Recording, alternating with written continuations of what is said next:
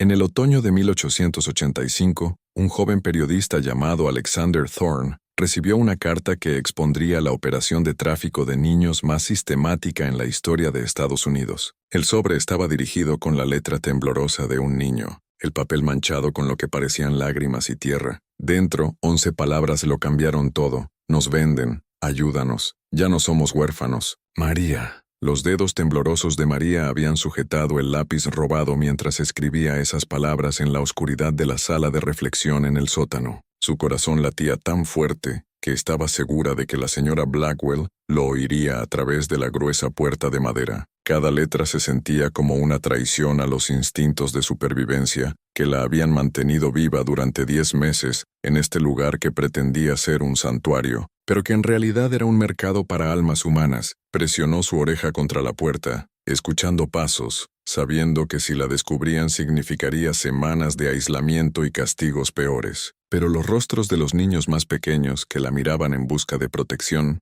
le dieron el coraje para doblar el papel y esconderlo en su zapato, esperando el momento adecuado para confiar su vida a un repartidor de leche de 13 años. La carta había sido sacada a escondidas del hogar para niños Brookside, cerca de Chicago, una institución que parecía un modelo de caridad cristiana. Durante 10 años, familias adineradas en todo Illinois habían elogiado el innovador programa de adopción del director, Victor Langford. Esto ocurrió en la misma era en que Charles Loring Brace estaba estableciendo la legítima sociedad de ayuda a los niños en Nueva York, creando los famosos trenes de huérfanos que transportarían a más de 250,000 niños a familias en el oeste entre 1870 y 1935. Pero mientras el programa de Brace se convertía en un ejemplo celebrado de reforma social, la investigación de Thorne revelaría que 112 niños habían desaparecido de los registros de Brookside, vendidos a compradores cuyos propósitos eran mucho más oscuros de lo que nadie se atrevía a imaginar. Los niños que entraban al hogar para niños Brookside como huérfanos desesperados salían como mercancía. Sus edades alteradas, sus historias borradas, sus identidades transformadas para cumplir con los requisitos específicos de compradores que pagaban precios premium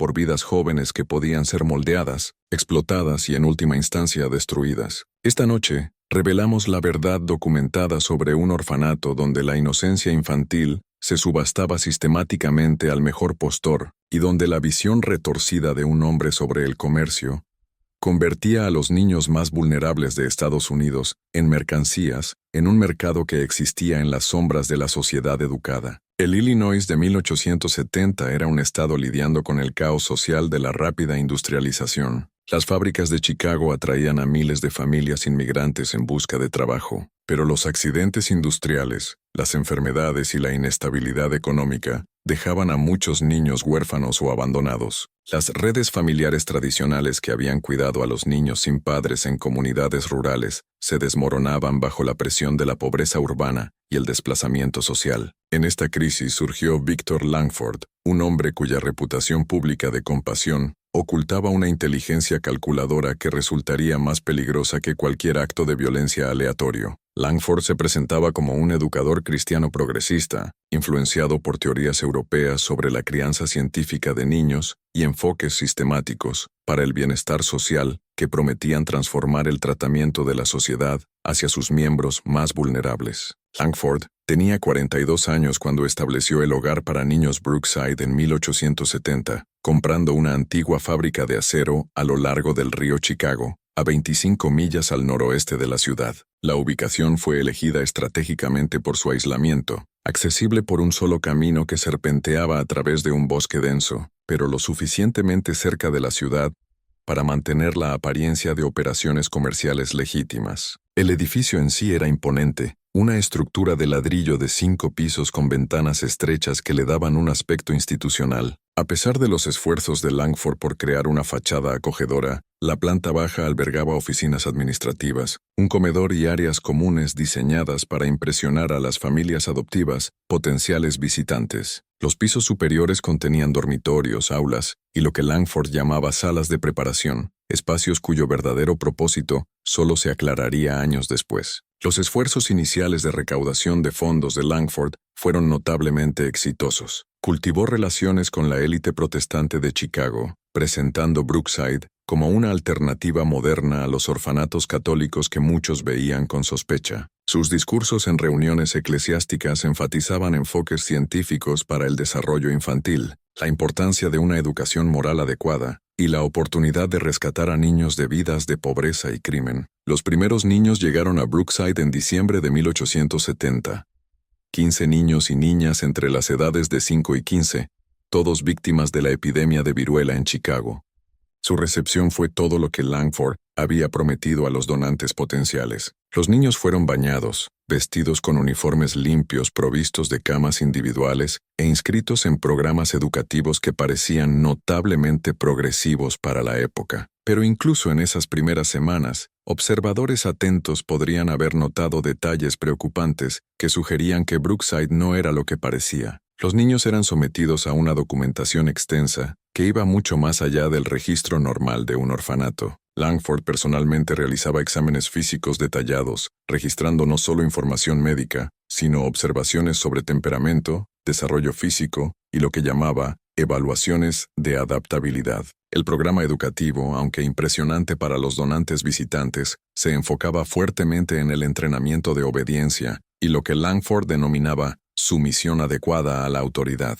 Los niños que mostraban independencia o cuestionaban las reglas eran sometidos a castigos de aislamiento que duraban días. Aquellos que se adaptaban rápidamente al control institucional eran recompensados con mejor comida, ropa más cálida y privilegios aumentados. Lo más perturbador era la práctica de Langford de realizar evaluaciones regulares de la comercialidad de cada niño. Estas evaluaciones, registradas en libros de contabilidad que mantenía bajo llave en su oficina privada, notaban atractivo físico, niveles de inteligencia, destreza manual y cumplimiento conductual. Los niños literalmente eran calificados según características que atraerían a diferentes tipos de compradores. La transformación de Brookside de un orfanato legítimo a una empresa criminal ocurrió gradualmente, tan sutilmente que incluso el personal no entendió inicialmente lo que estaban presenciando. El genio de Langford radicaba en crear un sistema que parecía funcionar exactamente como se prometía, mientras servía propósitos completamente diferentes. La primera adopción ocurrió en marzo de 1871, cuando la niña de 8 años llamada Elena Rivera fue colocada con la familia Thompson del condado de Lake. El papeleo era impecable, completo con referencias de carácter, documentación financiera y testimonios del pastor local de la familia. Elena misma parecía genuinamente emocionada por unirse a una familia después de meses de vida institucional. Pero Elena Rivera nunca llegó al condado de Lake. La familia Thompson, al investigarse, resultó ser completamente ficticia. La dirección en su solicitud llevaba a una granja abandonada, y el pastor que proporcionó su referencia nunca había oído sus nombres. Elena simplemente había desaparecido, junto con la donación de $60 que los Thompson habían hecho a Brookside por su cuidado. Este patrón se repetiría con creciente frecuencia en los meses siguientes. Los niños eran emparejados con familias cuidadosamente examinadas, se hacían preparativos para su partida, y se intercambiaban despedidas lacrimosas con otros niños y miembros del personal comprensivos. Pero las familias adoptivas invariablemente resultaban ser falsificaciones, y los niños desaparecían en una red que Langford había construido cuidadosamente para propósitos que no tenían nada que ver con la colocación familiar. El sistema de Langford era lo suficientemente sofisticado para engañar incluso a observadores escépticos. Mantenía correspondencia con familias ficticias, compartiendo actualizaciones sobre el progreso de los niños y solicitando fotografías que afirmaba probaban su integración exitosa en hogares amorosos. Las cartas en realidad eran escritas por Langford mismo, pero los miembros del personal que las veían se convencían de que las adopciones de Brookside eran notablemente exitosas. La evidencia física de estas colocaciones exitosas era igualmente convincente. Langford exhibía fotografías de niños en entornos familiares, cartas de gratitud de padres adoptivos e incluso visitas ocasionales de adultos que afirmaban ser ex-residentes de Brookside regresando para agradecer a Langford por cambiar sus vidas.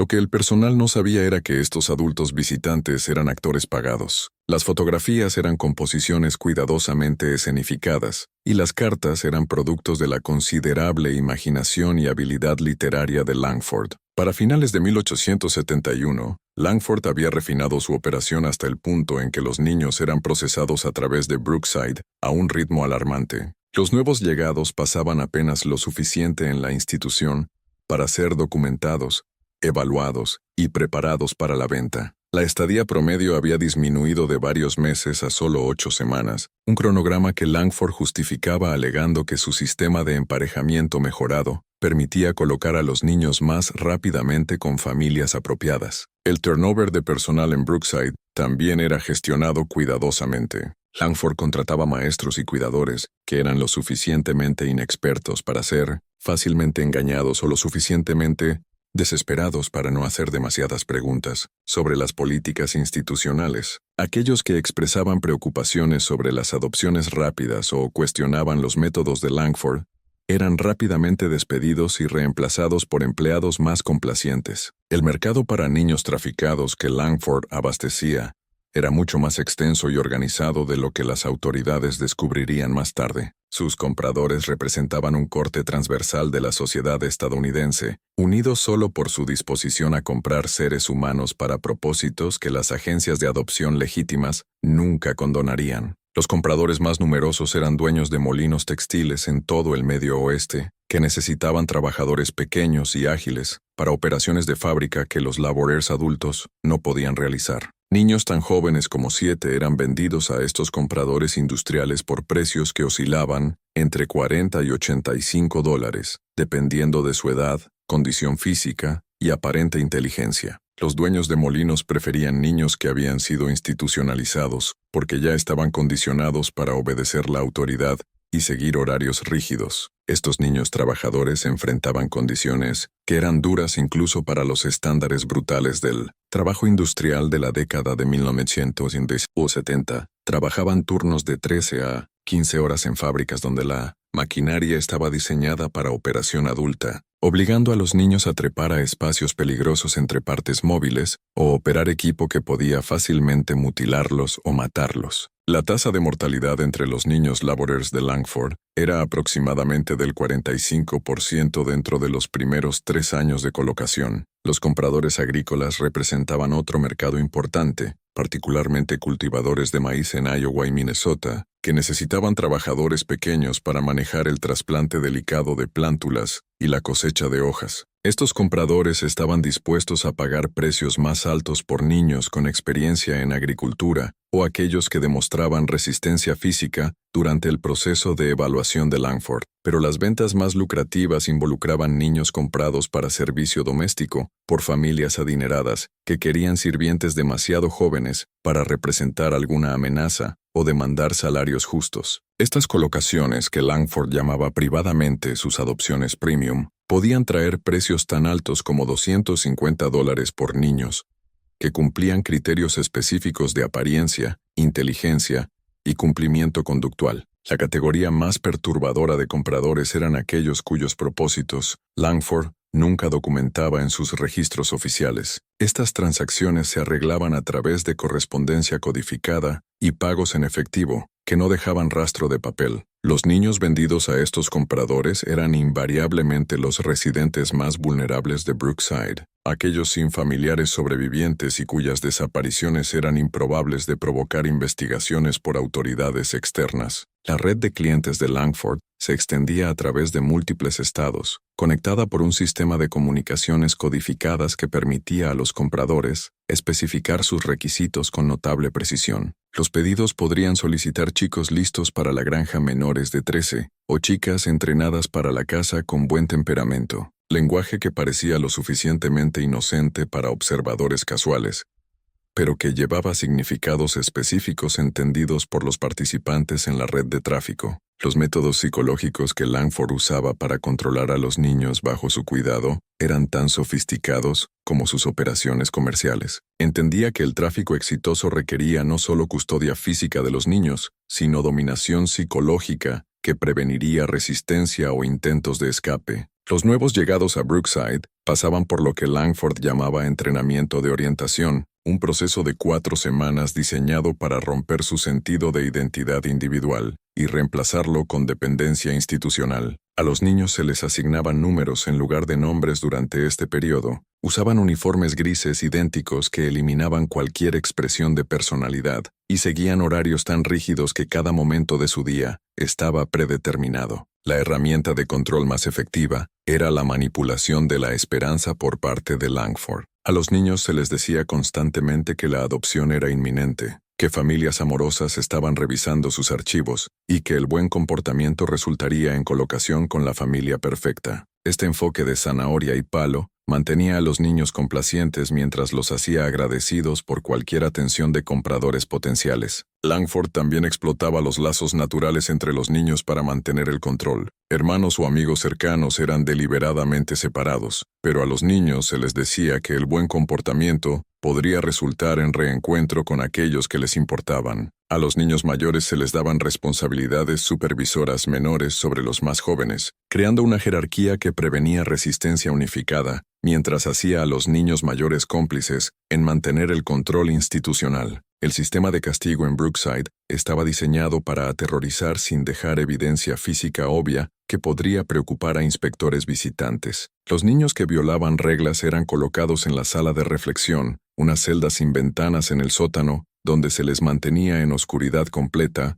por periodos que iban de 48 horas a 3 semanas. El impacto psicológico de este aislamiento era devastador, pero no dejaba marcas físicas que pudieran provocar preguntas de compradores potenciales o autoridades externas. El genio de Langford era crear un ambiente donde los niños competían por su aprobación en lugar de unirse contra su opresor. La promesa de adopción era lo suficientemente poderosa para volver víctima contra víctima, ya que los niños delataban a otros con la esperanza de mejorar sus propias chances de colocación. Este sistema de vigilancia mutua significaba que planes de escape o esfuerzos de resistencia eran rápidamente descubiertos y suprimidos brutalmente. La carta que finalmente destruiría la operación de Langford fue escrita por María López, una niña de 14 años, cuya inteligencia y determinación habían sobrevivido 10 meses de condicionamiento institucional. María había llegado a Brookside después de que sus padres murieran en un incendio en una fábrica, trayendo consigo las habilidades de lectoescritura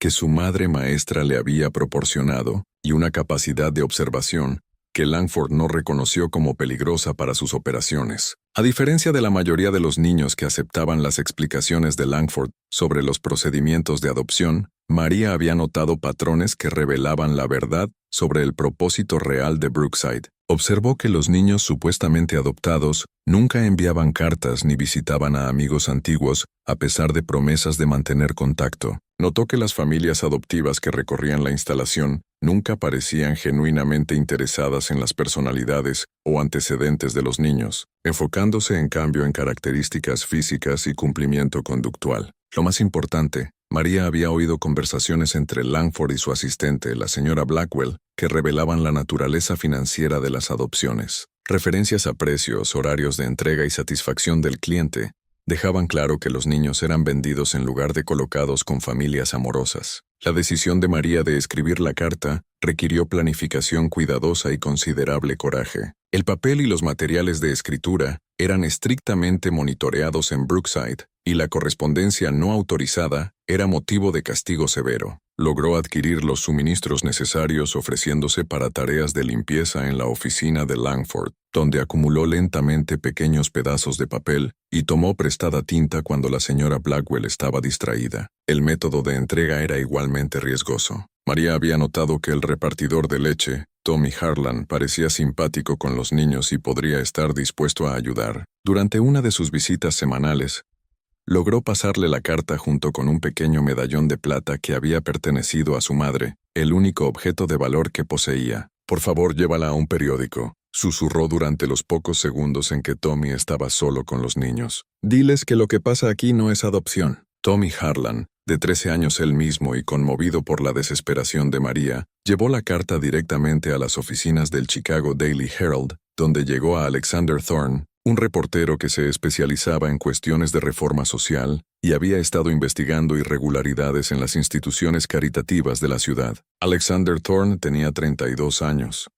Un periodista educado en Yale cuya formación privilegiada había sido templada por una genuina preocupación por la justicia social. Su trabajo previo había expuesto corrupción en el gobierno municipal de Chicago y condiciones laborales en fábricas de acero, pero nada lo había preparado para el mal sistemático que descubriría en el hogar para niños Brookside. La investigación inicial de Thorne fue obstaculizada por la cuidadosa construcción de legitimidad de Langford. Los registros públicos del orfanato parecían escrupulosos. Sus informes financieros pasaban auditorías por autoridades eclesiásticas, y su reputación entre la élite de Chicago era impecable. Visitas casuales a la instalación revelaban exactamente lo que Langford pretendía mostrar: niños bien alimentados recibiendo educación y cuidado mientras esperaban colocación con familias amorosas. Pero los instintos periodísticos de Thorne detectaron inconsistencias que no coincidían con la apariencia superficial. Los niños parecían inusualmente sumisos. Sus interacciones con adultos llevaban una nota de miedo en lugar de afecto, y sus respuestas a preguntas sobre sus futuras adopciones sonaban ensayadas en lugar de espontáneas. El avance de Thorne vino cuando comenzó a investigar las familias adoptivas listadas en los registros de Brookside. Las primeras 15 familias que contactó o no existían,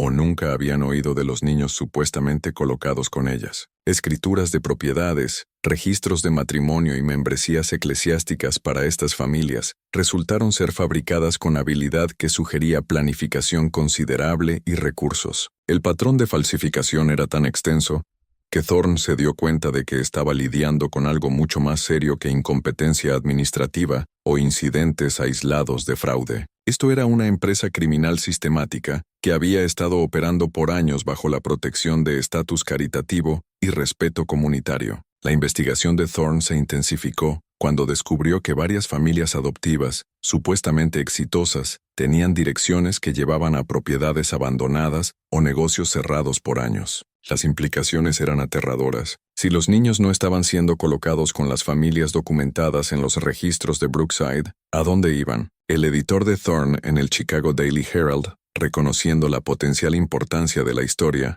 aprobó una investigación encubierta que permitiría a Thorne ganar acceso interno a las operaciones de Brookside. El plan requería que Thorne asumiera la identidad de un padre adoptivo potencial, completo con documentos financieros falsificados y referencias de carácter. Thorne se presentó a Langford como Nathaniel Hargrove, un viudo empresario de Milwaukee, buscando adoptar a un niño que eventualmente pudiera heredar su negocio de importaciones. La historia de cobertura fue cuidadosamente elaborada para apelar a la base de clientes de Langford, un hombre rico soltero con requisitos específicos y suficiente dinero para pagar precios premium por el niño correcto. La reacción de Langford a la consulta de Thorne reveló inmediatamente que el proceso de adopción de Brookside era diferente a cualquier agencia de colocación legítima. En lugar de enfocarse en la capacidad de Thorne para proporcionar un hogar amoroso, Langford se concentró en su capacidad financiera, su ubicación relativa a ciudades importantes y sus preferencias específicas respecto a edad,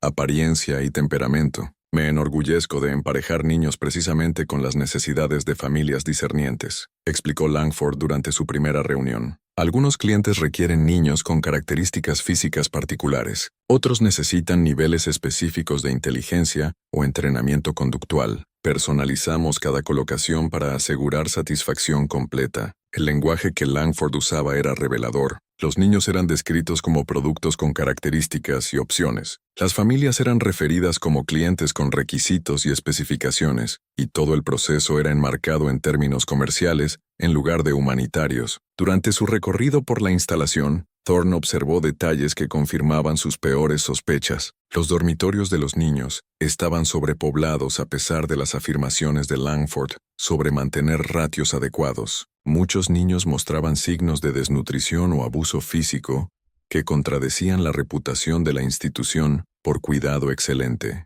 Lo más revelador, varios niños parecían reconocer a Thorne de su fotografía en el periódico, sugiriendo que mantenían más conciencia del mundo exterior de lo que Langford prefería. El descubrimiento más impactante de Thorne vino cuando Langford lo invitó a lo que describió como una vista especial para padres prospectivos serios. El evento se llevó a cabo en el salón de asamblea del sótano de Brookside, en una fría noche de marzo de 1886, atendido por aproximadamente 25 adultos que habían viajado de varios estados para participar en lo que equivalía a una subasta humana. Langford, stoyal al frente de la habitación como un maestro de ceremonias, su demeanor generalmente gentil, reemplazado por la fría eficiencia de un empresario conduciendo inventario. El sótano había sido transformado con lámparas de aceite adicionales, que proyectaban sombras danzantes en las paredes de piedra, creando una atmósfera tanto teatral como siniestra. Sus manos, que los niños habían aprendido a temer a pesar de su aparente gentileza, gesticulaban hacia cada niño como si presentara ganado en el mercado. «Damas y caballeros», anunció, su voz llevando el encanto practicado que había engañado a la élite de Chicago por años. «Esta noche ofrecemos nuestras mejores selecciones de adquisiciones recientes». Los niños fueron traídos vistiendo su mejor ropa, su cabello cuidadosamente peinado, su comportamiento claramente ensayado para la ocasión. Langford presentó a cada niño individualmente, describiendo sus antecedentes, habilidades y características especiales en términos que enfatizaban su valor para compradores potenciales, en lugar de sus necesidades para hogares nutritivos. La joven Ana Valdés, de 10 años, estaba temblando en la plataforma improvisada, sus ojos escaneando los rostros de los adultos que la examinaban como mercaderes evaluando mercancía. Había sido entrenada por horas sobre cómo pararse, cómo sonreír, cómo demostrar su utilidad sin mostrar el terror que hacía que su estómago se apretara con cada mirada evaluadora. Cuando el hombre corpulento con dedos manchados de tabaco le pidió que girara lentamente, obedeció con la precisión mecánica que meses de condicionamiento habían inculcado en ella. En su mente, recitaba el alfabeto al revés, un truco que María le había enseñado para no llorar durante los peores momentos.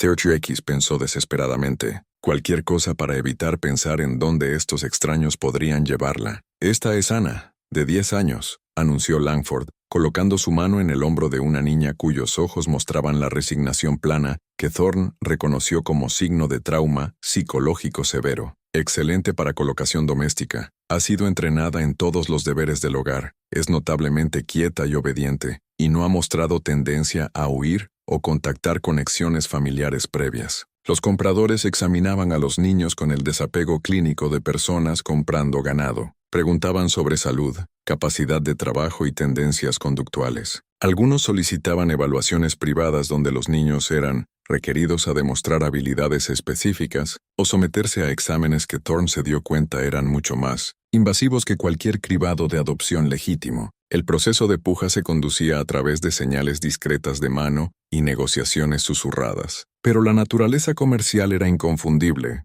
Los niños que generaban múltiples compradores interesados comandaban precios más altos, mientras que aquellos con imperfecciones físicas o problemas conductuales eran ofrecidos a tasas de descuento a compradores cuyos requisitos eran menos específicos. Thorne observó con horror cómo María López, la niña que había escrito la carta desesperada que inició su investigación, era presentada a los compradores reunidos. Langford describió su inteligencia como un activo y un desafío potencial de manejo, sugiriendo que sería adecuada para compradores que necesitaban asistencia educada, pero pudieran mantener control firme. La puja ganadora por María vino de un hombre que se identificó solo como el señor Donovan de St. Louis, Missouri. El precio fue de $160 pagados en monedas de oro, que Donovan contó con la eficiencia casual de alguien acostumbrado a tales transacciones. La infiltración de Thorne en el sistema de subasta le proporcionó información que permitió a las autoridades federales comenzar a mapear la extensión completa de la red de tráfico de Langford.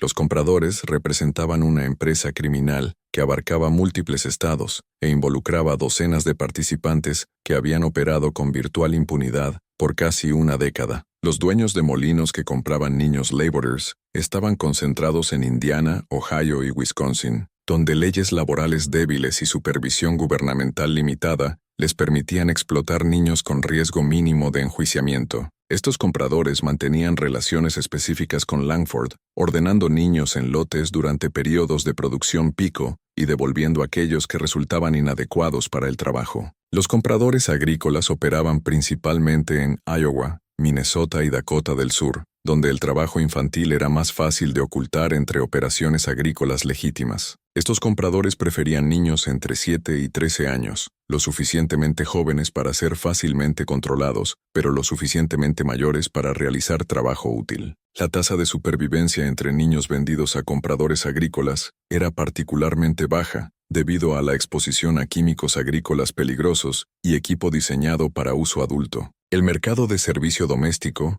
involucraba compradores de todo el espectro social, desde familias adineradas establecidas buscando personal del hogar hasta familias nuevas ricas que veían a sirvientes infantiles como símbolos de estatus. Estas colocaciones a menudo involucraban niños siendo reubicados lejos de sus comunidades originales, haciendo esfuerzos de rescate virtualmente imposibles y asegurando que su explotación pudiera continuar indefinidamente. El descubrimiento más perturbador involucraba compradores cuyos propósitos Langford nunca documentaba en sus registros oficiales. La investigación de Thorne reveló que estas transacciones involucraban pagos premium por niños que cumplían criterios específicos de juventud, apariencia y vulnerabilidad. El destino de niños vendidos a estos compradores nunca era registrado, pero la evidencia sugería propósitos tan horribles que incluso Langford, a pesar de su bancarrota moral, era reacio a documentarlos. Para extender la profundidad de esta revelación, se descubrió que algunos de estos compradores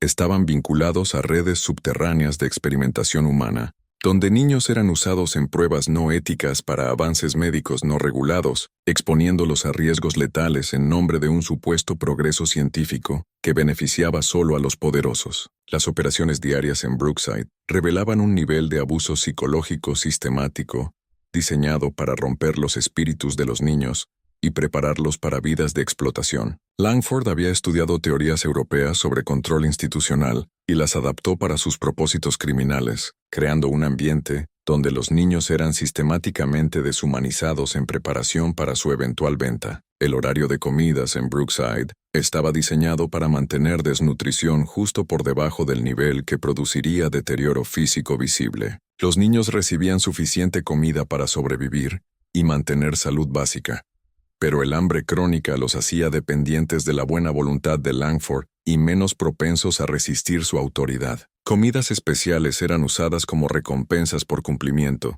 creando un sistema poderoso de condicionamiento conductual. La privación de sueño era otra herramienta de control. Los niños eran despertados a las 4:00 de la mañana para lo que Langford llamaba ejercicios de construcción de carácter, labor física diseñada para agotarlos, mientras demostraba su capacidad de trabajo a compradores potenciales. Las actividades vespertinas se extendían hasta bien pasada la hora adecuada de dormir, asegurando que los niños estuvieran demasiado cansados para planear escapes o organizar resistencia. El programa educativo, aunque impresionante para donantes visitantes, estaba realmente diseñado para aumentar el valor de los niños en el mercado de tráfico. La instrucción en lectura y escritura se enfocaba en producir sirvientes alfabetizados en lugar de ciudadanos educados. El entrenamiento matemático enfatizaba cálculos rápidos útiles para propósitos comerciales. Lo más importante, cada lección reforzaba temas de obediencia, sumisión y aceptación de jerarquía social.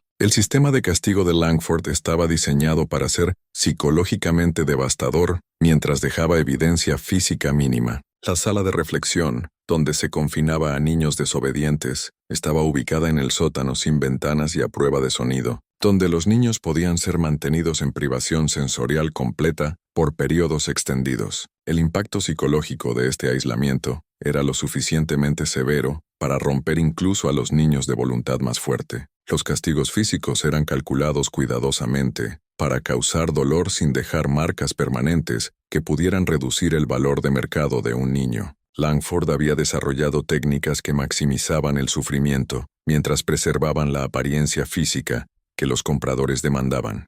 Los niños aprendían rápidamente que la resistencia era inútil y que el cumplimiento era su única esperanza de supervivencia. La investigación encubierta de Thorne lo colocó en una posición ética imposible. Para reunir evidencia suficiente para exponer la operación de Langford, necesitaba mantener su cobertura como comprador potencial, lo que significaba participar en transacciones que encontraba moralmente horrorosas. Cada día que pasaba recolectando información Era otro día que los niños permanecían atrapados en un sistema diseñado para explotarlos y destruirlos. El costo psicológico de ver niños siendo evaluados y vendidos mientras fingía ser un participante dispuesto en su explotación era lo suficientemente severo para afectar la salud física de Thorne. Perdió peso, sufrió insomnio y experimentó lo que su médico llamó agotamiento nervioso, pero las apuestas eran demasiado altas para abandonar la investigación antes de reunir suficiente evidencia para asegurar un enjuiciamiento exitoso. El momento más difícil de Thorne vino cuando Langford lo presionó para completar una compra, seleccionando un niño específico para llevar a casa inmediatamente. Rechazar habría destruido su cobertura y terminado la investigación, pero participar lo haría cómplice en el tráfico. Thorne eligió mantener su investigación alegando que necesitaba tiempo adicional para preparar su hogar para la llegada del niño,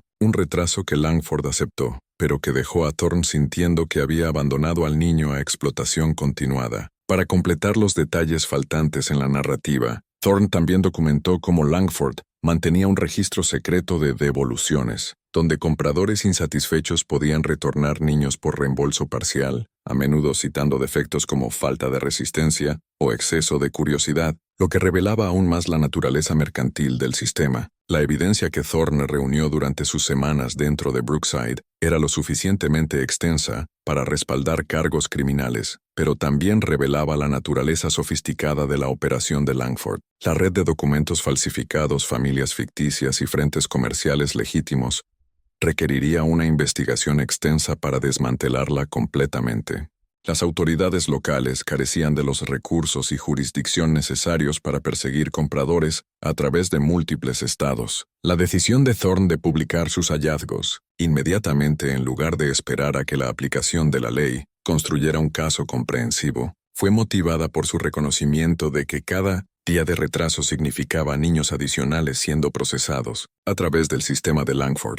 La urgencia de detener crímenes en curso superaba los beneficios potenciales de reunir evidencia adicional. El exposé de Thorne fue publicado en la primera página del Chicago Daily Herald, el 20 de abril de 1886, bajo el titular El orfanato que vende niños, una empresa criminal oculta detrás de la caridad cristiana. El artículo detallaba su investigación encubierta, incluía extractos de la carta de María López y proporcionaba evidencia de las adopciones falsificadas que habían ocultado años de tráfico sistemático. La reacción pública fue inmediata y abrumadora. Las iglesias de Chicago, organizaciones caritativas y autoridades municipales fueron inundadas con demandas de investigación y enjuiciamiento. La legislatura estatal convocó sesiones de emergencia para revisar la supervisión de instituciones caritativas, y autoridades federales comenzaron a examinar la naturaleza interestatal de la red criminal de Langford. La respuesta inicial de Langford fue negar todas las alegaciones y afirmar que el artículo de Thorne era un ataque malicioso motivado por prejuicios antirreligiosos. A pesar de que Brookside era una institución protestante, produjo testimonios de familias adoptivas satisfechas y referencias de carácter de miembros prominentes de la comunidad, intentando mantener la fachada que había protegido sus operaciones por tantos años. Pero la evidencia de Thorne era demasiado extensa y bien documentada para ser descartada como sensacionalismo periodístico. Mariscales federales llegaron a Brookside dentro de días de la publicación del artículo, armados con órdenes para registrar las premisas y arrestar a Langford por cargos de fraude, secuestro y tráfico interestatal de menores. La búsqueda de Brookside reveló evidencia física que confirmaba las alegaciones de Thorne. Habitaciones ocultas en el sótano contenían restricciones y equipo de monitoreo usado para controlar niños siendo preparados para la venta. La oficina privada de Langford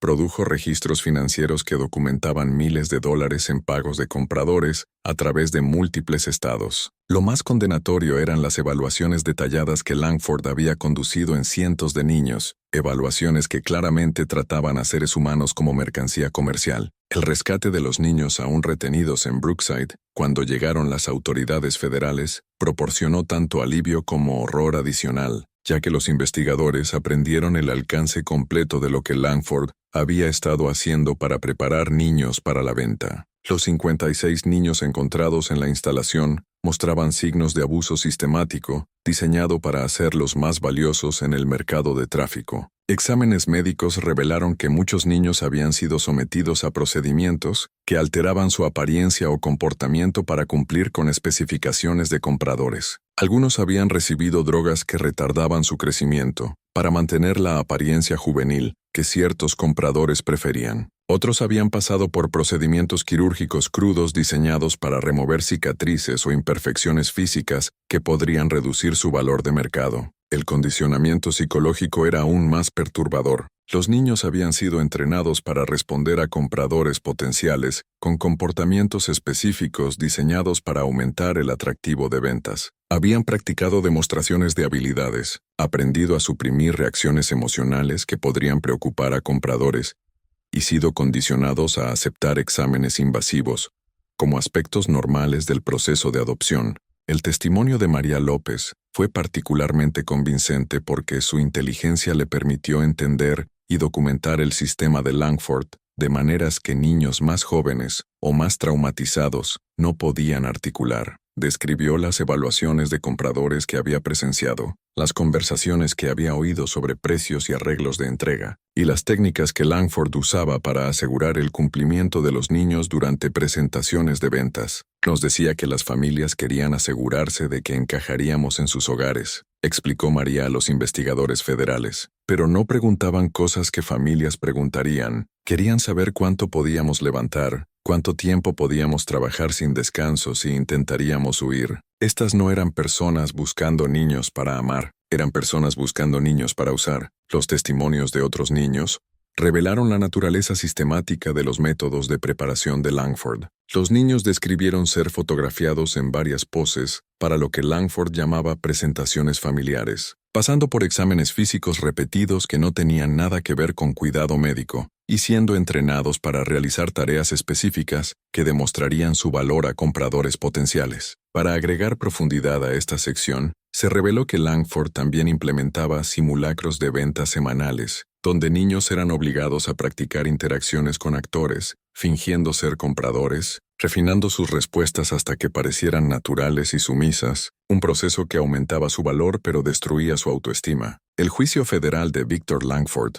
comenzó en noviembre de 1886, representando uno de los primeros enjuiciamientos mayores de tráfico infantil interestatal en la historia legal estadounidense. El caso atrajo atención nacional no solo por los crímenes involucrados, sino porque expuso la inadecuación de leyes existentes y sistemas de supervisión diseñados para proteger niños vulnerables. El equipo de defensa de Langford, financiado por partidarios adinerados que preferían que su propia involucración en la compra de niños permaneciera oculta, intentó retratarlo como un reformador social, dedicado cuyos métodos podrían haber sido no convencionales, pero cuyas intenciones eran humanitarias. Argumentaron que los niños habían sido salvados de vidas de pobreza y crimen, provistos de educación y entrenamiento, y colocados con familias que podían ofrecerles oportunidades que nunca habrían recibido de otra manera. Esta estrategia de defensa colapsó cuando Thorne testificó sobre la subasta que había presenciado, y María López describió el abuso sistemático que los niños soportaban mientras eran preparados para la venta. El contraste entre las afirmaciones públicas de Langford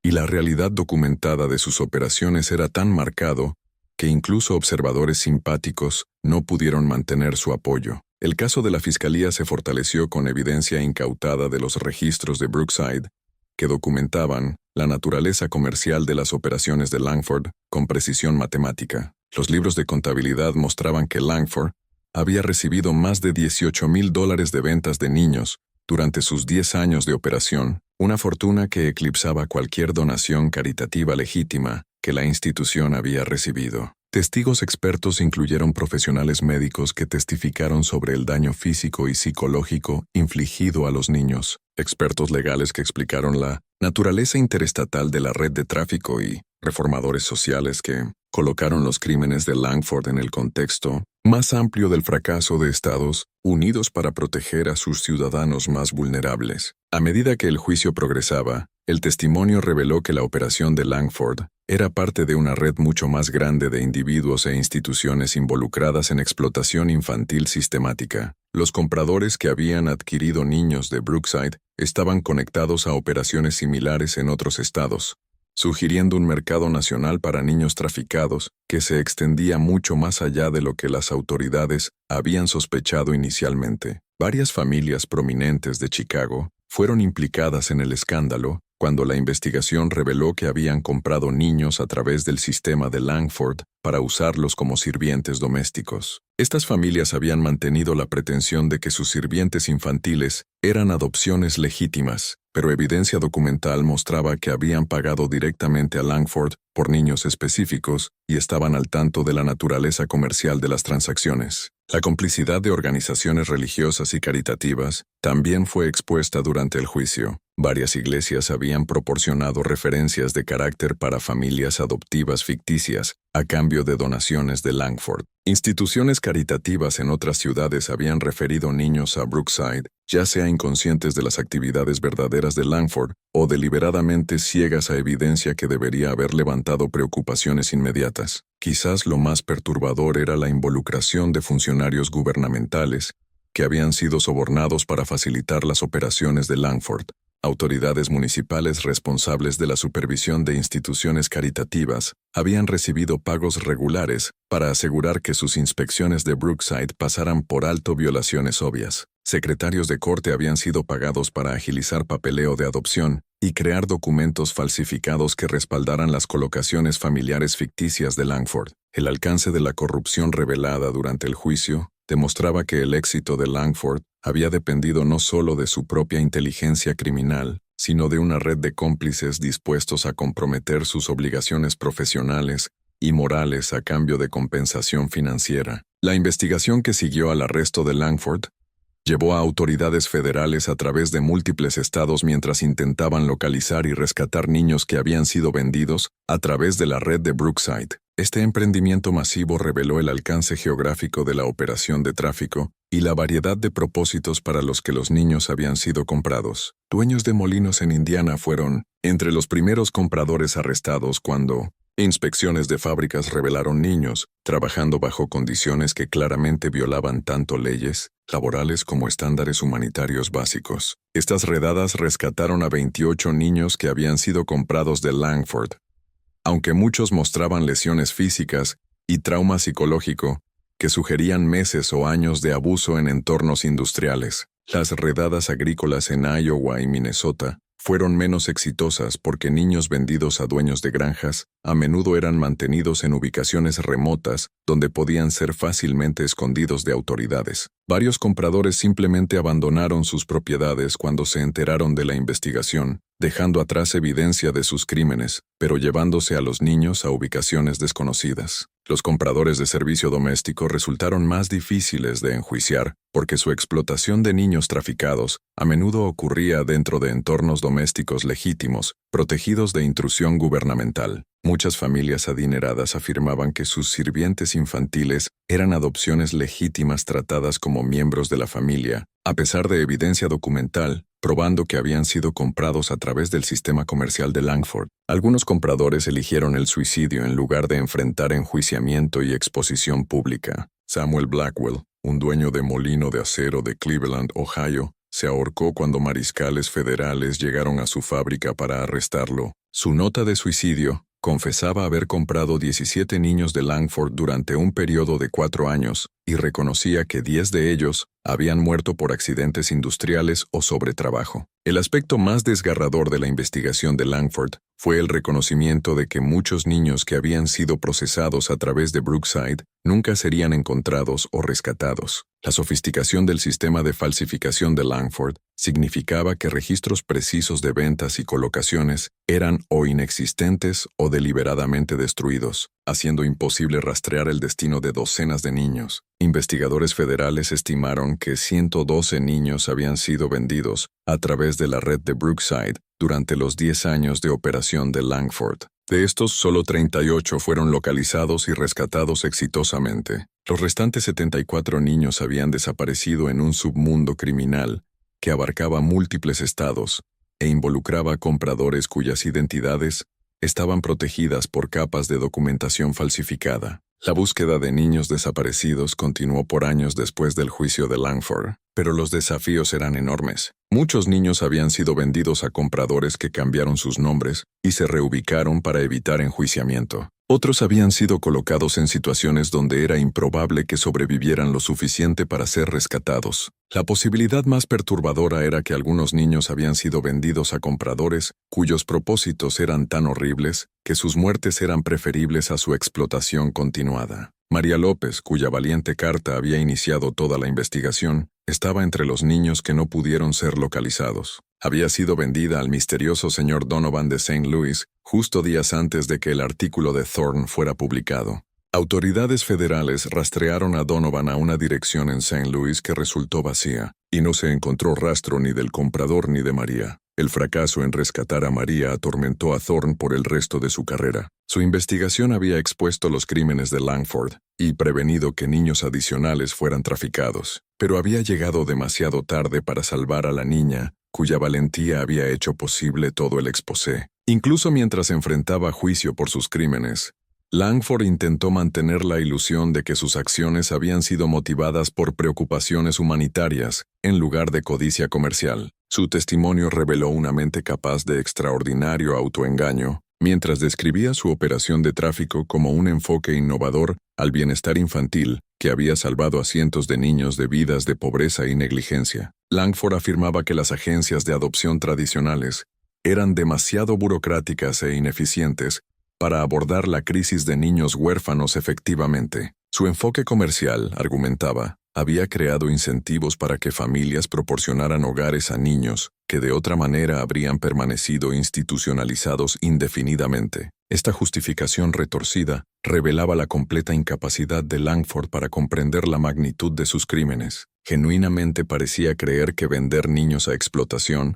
era preferible a permitirles permanecer en orfanatos, a pesar de evidencia abrumadora de que los niños que traficó sufrieron abuso horrífico y a menudo muerte a manos de sus compradores. El contrainterrogatorio de la Fiscalía a Langford expuso las motivaciones financieras que realmente habían impulsado sus operaciones. Registros mostraban que Langford había acumulado riqueza personal considerable a través de ventas de niños, comprando propiedades en Chicago e invirtiendo en ventures comerciales que no tenían nada que ver con bienestar infantil. Su estilo de vida había mejorado dramáticamente durante sus años en Brookside, sugiriendo que preocupaciones humanitarias eran mucho menos importantes que ganancias comerciales. La declaración final de Langford al tribunal demostró su persistente rechazo a reconocer la realidad de sus crímenes. «He dedicado mi vida a encontrar hogares para los niños no deseados de Estados Unidos», declaró. «Si mis métodos fueron no convencionales, fue solo porque los métodos convencionales habían fallado a estos niños. Cada niño que dejó Brookside tenía un futuro mejor que el que habrían enfrentado en las calles de Chicago». Esta imagen autoengañada persistió, incluso mientras se acumulaba evidencia sobre los destinos horríficos de niños que había vendido.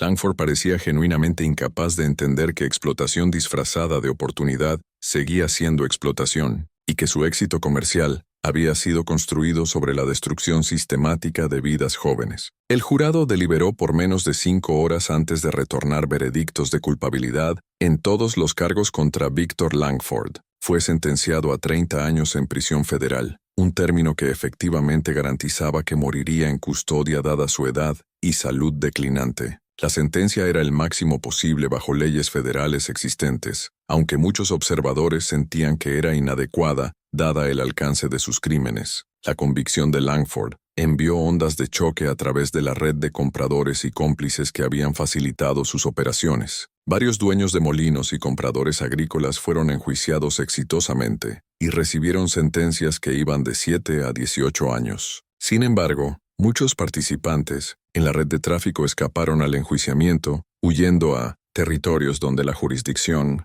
federal era limitada o destruyendo evidencia que podría haberlos conectado a las operaciones de Langford. El impacto en los niños sobrevivientes fue profundo y duradero. Aquellos rescatados de compradores a menudo requerían años de tratamiento médico y psicológico para recuperarse de su explotación. Muchos nunca recuperaron completamente su capacidad para confiar en adultos o formar relaciones sociales normales. El trauma de sus experiencias en Brookside y abuso subsiguiente dejó cicatrices psicológicas permanentes que los afectaron a lo largo de sus vidas. Varios niños rescatados fueron reunidos exitosamente con familiares sobrevivientes que los habían estado buscando desde su desaparición. Estas reuniones proporcionaron alguna medida de justicia, pero también revelaron el alcance completo del daño infligido por el sistema de Langford. Niños que habían sido separados de familias a edades jóvenes, a menudo ya no recordaban sus orígenes o se sentían cómodos regresando a entornos que parecían extranjeros después de años de condicionamiento institucional. El escándalo de Langford impulsó cambios significativos en la supervisión de instituciones caritativas en Illinois, aunque estas reformas llegaron demasiado tarde para ayudar a los niños que ya habían sido victimizados. Nuevas regulaciones requerían documentación detallada de todas las colocaciones de niños, inspecciones obligatorias por autoridades estatales y verificaciones de antecedentes criminales para administradores institucionales. La Iglesia Católica, a pesar de no estar directamente involucrada en los crímenes de Langford, usó el escándalo para abogar por supervisión centralizada de todas las instituciones caritativas religiosas. Autoridades eclesiásticas argumentaban que la supervisión secular había probado ser inadecuada para prevenir explotación y que organizaciones religiosas deberían ser responsables de monitorear sus propias instituciones. Denominaciones protestantes respondieron estableciendo nuevos estándares para orfanatos y agencias de adopción, aunque estos cambios eran en gran medida voluntarios y carecían de mecanismos de aplicación adecuados para prevenir que criminales determinados operaran bajo cobertura religiosa. Las reformas eran bien intencionadas, pero insuficientes para abordar los problemas fundamentales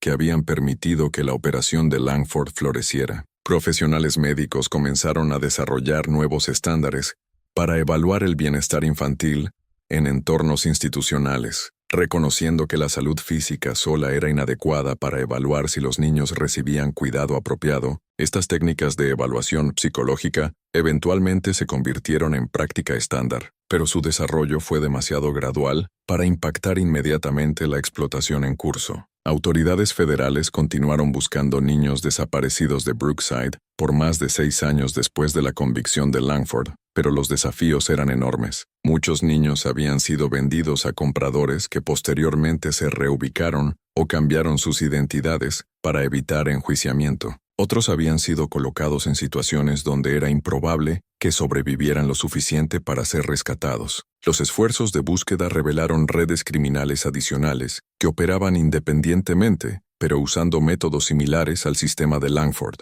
Orfanatos en otros estados fueron descubiertos participando en operaciones de tráfico comparables, sugiriendo que la comercialización del bienestar infantil era un problema más amplio de lo que las autoridades habían reconocido inicialmente. Conexiones internacionales también fueron descubiertas durante la investigación extendida. Algunos niños habían sido vendidos a compradores que los transportaron a Canadá o México, donde autoridades estadounidenses no tenían jurisdicción y esfuerzos de rescate eran virtualmente imposibles. Estas rutas de tráfico internacional habían estado operando por años, facilitadas por la misma confusión fronteriza que había permitido que el tráfico doméstico floreciera. La investigación también reveló que la operación de Langford había sido más grande de lo que incluso el trabajo encubierto de Thorne había descubierto. Instalaciones satélite en otros condados habían estado procesando niños a través de sistemas similares, usando métodos y red de clientes de Langford para traficar niños que nunca aparecieron en los registros oficiales de Brookside. En el verano de 1892, 7 años después de la convicción de Langford, investigadores federales recibieron información que finalmente revelaría el destino de María López y proporcionaría cierre a uno de los aspectos más atormentadores del caso. Un veterano moribundo de la guerra civil llamado Elias Harlan confesó su involucración en la compra de niños de la red de Langford, incluyendo información específica sobre la niña, cuya carta había iniciado la investigación. La confesión de Harlan reveló que María había sido comprada no por el señor Donovan de St. Louis, sino por una red de compradores que se especializaban en adquirir niños inteligentes para propósitos que eran incluso más horribles que la explotación documentada en otros casos. María y varios otros niños brillantes habían sido vendidos a individuos que conducían experimentos médicos crudos, usando a los niños como sujetos de prueba para procedimientos que profesionales médicos legítimos nunca intentarían. El programa experimental al que María había sido vendida estaba diseñado para probar varias técnicas quirúrgicas, efectos de drogas y métodos de condicionamiento psicológico que sus operadores esperaban eventualmente aplicar a pacientes adultos. Los niños eran vistos como sujetos de prueba ideales porque su juventud los hacía fáciles de controlar. Su inteligencia les permitía proporcionar retroalimentación detallada sobre procedimientos, y su falta de protección legal significaba que sus muertes podían ser fácilmente ocultadas. María había sobrevivido los experimentos iniciales más tiempo que la mayoría de los niños, porque su inteligencia la hacía valiosa para procedimientos que requerían cooperación consciente de sujetos de prueba. Pero ultimately murió durante un procedimiento quirúrgico diseñado para probar técnicas de cirugía cerebral que estaban décadas por delante del conocimiento médico legítimo. Su muerte fue registrada en notas clínicas que mostraban no más impacto emocional que si hubiera sido un animal de laboratorio. La confesión de Harlan llevó al descubrimiento de una fosa común, conteniendo los restos de docenas de niños que habían sido matados durante estos experimentos médicos. El cuerpo de María fue identificado a través de registros dentales y efectos personales, que incluían el medallón de plata que había dado a Tommy Harlan junto con su carta desesperada. El caso de Langford expuso debilidades fundamentales en la protección de la sociedad estadounidense a niños vulnerables, que se extendían mucho más allá de los crímenes específicos cometidos en el hogar para niños Brookside. La explotación sistemática reveló patrones de fracaso institucional, inadecuación legal e indiferencia social que habían permitido que empresas criminales florecieran bajo la cobertura de trabajo caritativo. Los incentivos económicos que habían hecho el tráfico infantil rentable estaban arraigados en estructuras sociales y legales más amplias que trataban a los niños como propiedad, en lugar de individuos con derechos inherentes. La ausencia de leyes federales de protección infantil significaba que criminales podían explotar confusión jurisdiccional para evitar enjuiciamiento, mientras que la falta de supervisión estandarizada permitía que instituciones abusivas operaran con interferencia mínima. El caso también reveló cuán fácilmente instituciones respetables podían ser usadas para legitimar actividades criminales. El éxito de Langford había dependido de su capacidad para mantener la apariencia de trabajo caritativo mientras operaba una empresa comercial. Las donaciones que recibió de partidarios sinceros habían proporcionado cobertura para sus operaciones de tráfico, mientras que su reputación entre la élite de Chicago lo había protegido de investigación. Lo más perturbador era la evidencia de que la operación de Langford no era única. La investigación reveló redes de tráfico similares en otros estados, sugiriendo que la comercialización del bienestar infantil era un problema nacional en lugar de una empresa criminal aislada. Las técnicas que Langford había desarrollado estaban siendo copiadas por operadores en otras regiones que reconocieron la rentabilidad de la explotación infantil sistemática.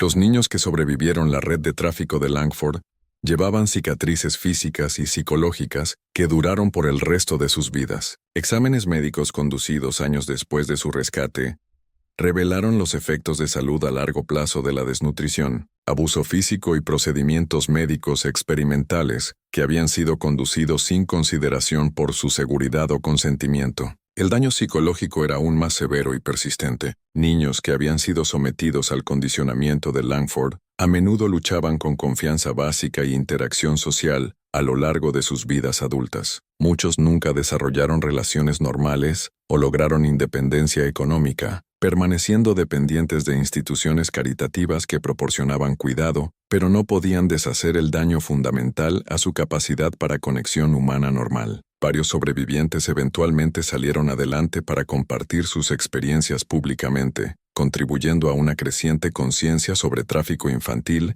y abuso institucional. Sus testimonios proporcionaron insights valiosos sobre los efectos a largo plazo de explotación sistemática y ayudaron a informar el desarrollo de enfoques de tratamiento más efectivos para víctimas rescatadas. Pero muchos sobrevivientes nunca se recuperaron lo suficiente para funcionar independientemente en la sociedad. El trauma de sus experiencias en Brookside y explotación subsiguiente los dejó con condiciones psicológicas que la medicina del siglo XIX no podía tratar efectivamente. Algunos pasaron sus vidas adultas enteras en instituciones mentales, mientras que otros murieron jóvenes por problemas de salud relacionados con su abuso infantil. La investigación formal de la red de Langford concluyó en 1893, 8 años después del exposé inicial de Thorne, pero muchas preguntas permanecieron sin respuesta sobre el alcance completo de la operación de tráfico y el destino de niños que nunca fueron encontrados. Autoridades federales reconocieron que sus esfuerzos habían sido parcialmente exitosos en desmantelar la operación específica de Langford, pero habían sido incapaces de localizar a todos los niños o enjuiciar a todos los participantes en la red más amplia. Los archivos del caso fueron eventualmente sellados por orden judicial, en parte para proteger la privacidad de víctimas sobrevivientes,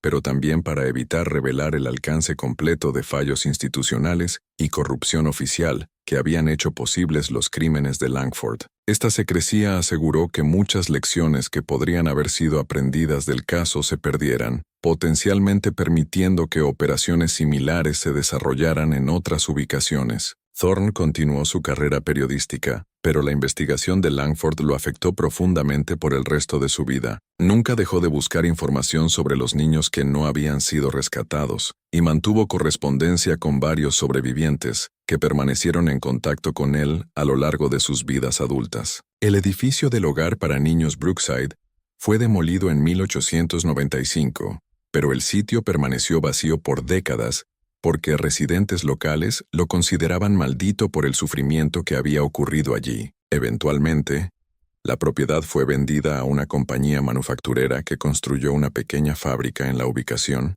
pero los trabajadores reportaron sonidos extraños y atmósferas inquietantes que hicieron el sitio difícil de operar rentablemente. A pesar de la extensa investigación y enjuiciamiento exitoso de muchos participantes, preguntas fundamentales sobre la operación de Langford permanecieron sin respuesta. La fuente de su financiamiento inicial nunca fue determinada, llevando a algunos investigadores a sospechar que su red de tráfico había sido establecida con respaldo de individuos adinerados cuya involucración nunca fue expuesta. La sofisticación de la falsificación de documentos que había protegido la operación de Langford sugería habilidades y recursos que excedían lo que un individuo solo podría haber desarrollado independientemente. Esto levantó preguntas sobre si Langford había recibido entrenamiento o asistencia de organizaciones criminales con experiencia en fraude de documentos y manipulación de identidad.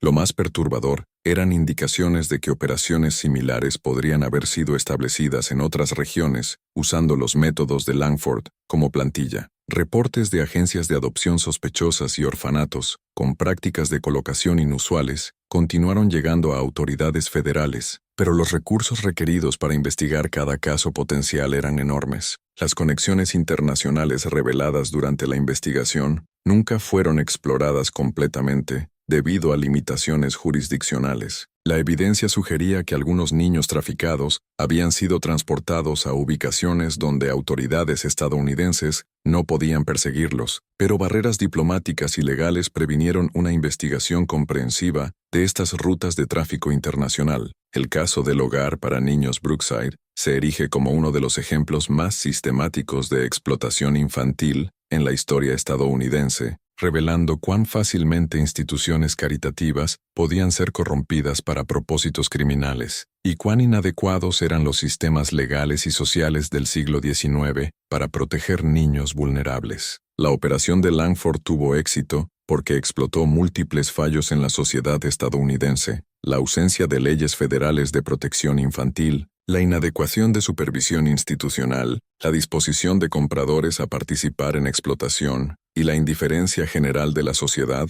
al bienestar de niños huérfanos y abandonados. Las víctimas de los crímenes de Langford no eran solo los niños que fueron traficados, sino también las familias que confiaron en el cuidado institucional para proteger a sus niños, las comunidades que creían estar apoyando trabajo humanitario, y la sociedad más amplia que falló en reconocer y abordar explotación sistemática ocurriendo bajo la cobertura de caridad. Quizás lo más escalofriante es el reconocimiento de que los métodos de Langford eran tan efectivos y rentables que probablemente fueron copiados por otros criminales que reconocieron las oportunidades para explotación que existían dentro de instituciones caritativas estadounidenses. Las técnicas de control psicológico, falsificación de documentos y tráfico interestatal que Langford desarrolló podían ser aplicadas en cualquier región donde la supervisión fuera inadecuada y las protecciones sociales débiles. Este misterio nos muestra que los crímenes más horríficos a menudo se esconden detrás de fachadas de respetabilidad y servicio social. El tráfico sistemático de niños que ocurrió en el Post-NTSM Hogar para Niños Brookside fue posible solo porque Langford entendió cómo explotar el deseo de la sociedad de creer en la bondad del trabajo caritativo y la efectividad de soluciones institucionales a problemas sociales. El coraje de niños como María López, que arriesgaron sus vidas para exponer la verdad sobre su explotación, nos recuerda que incluso en las circunstancias más oscuras, la dignidad humana y el coraje moral pueden sobrevivir y ultimately triunfar sobre el mal sistemático. Sus sacrificios hicieron posible la exposición de crímenes que de otra manera podrían haber continuado indefinidamente. ¿Qué piensas de esta historia? ¿Crees que todo fue revelado sobre la red de Langford? ¿O podría haber habido otras instituciones operando sistemas de tráfico similares que nunca fueron descubiertos? ¿Podría tal explotación sistemática de niños vulnerables ocurrir hoy, oculta detrás de fachadas modernas de bienestar infantil y servicio social?